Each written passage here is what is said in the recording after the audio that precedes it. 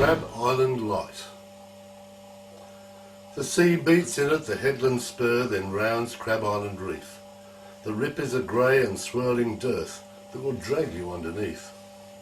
Then it hums and moans as it rounds the reef, then it howls in a winter storm, till it beats up hard on the inland beach, where the light still stands forlorn.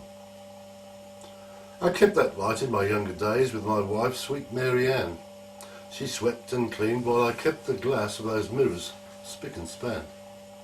I cleaned and polished them well by day, and I tended the light by night, to warn seafarers of reef and rocks with the beam of the island light. But evenings then we'd lock the doors and we'd climb up out of reach, for the crabs would swarm by their thousands then from the reef on the inland beach. They covered the beach like a devil's plague and scavenged for carrion flesh, so we stayed inside to the skittering sound of the crabs attacking the mesh. My Mary Ann had a brother then who took to the sea in ships. He'd often pass by the light and then would visit us, bearing gifts. He brought joss sticks of sandalwood, of jasmine, amber and musk, his gifts of pearls and ointments brought in a longboat, nearing dusk.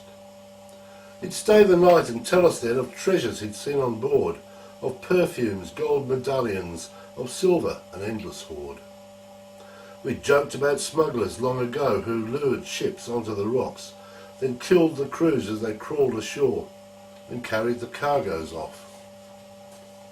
Young Martin, he was a friendly lad, and he loved his sister well, while she adored and she spoiled him too for the tales that he had to tell. But I sat by the sweeping light, and I thought of the wealth of men, while I slaved long for a pittance there to care for my Mary Ann. His ship was known as the Frankfurt Rose, an old three-masted bark, one of the last of the sailing ships as old as the Cutty Sark.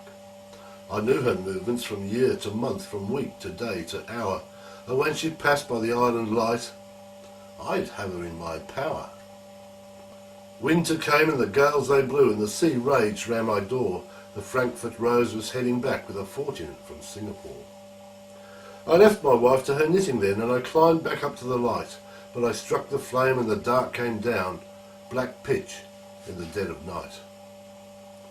Then dimly out through the blackness there and over beyond the rocks, I saw the lights of the Frankfurt Rose as she dipped and turned, quite lost. I heard the crunch of her timbers then and screams from her frantic crew as the ship went down by the battered stern and the sails were rent in two. The sound of splintering timbers echoed over the driving gale. My Mary Ann came running up. My God, but the light has failed. I tried to soothe and to calm her down, but she screamed in pain and rage. My brother's out in that storm tonight. He's gone to a watery grave. She ran back down and I sparked the light. Too late, but now I knew that I'd be blamed for the wreck that night. I'd say the light just blew. I raced below on the spiral stair, but Mary Ann had gone. She'd taken the longboat, pushed it out to battle the raging storm. The blood just drained from my face. I leapt across to the open door. The storm had whipped up the swell, whitecaps. The boat was far from the shore. I watched her battling monster waves and screaming Martin's name, but then the bodies were swept ashore, and I was the one to blame.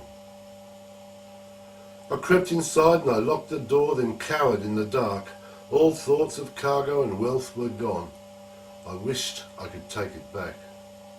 But nothing could save the souls out there. They'd all be drowned to a man.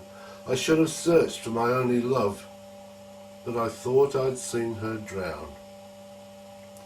The early light brought me out once more to the ravaged, lonely beach. The cargo lay all about, it seemed, but out of my mental reach. The bodies lay and I saw her dress as it moved. I thought it a dream. Then the crabs poured out, and I seemed to hear my voice as it rose to scream.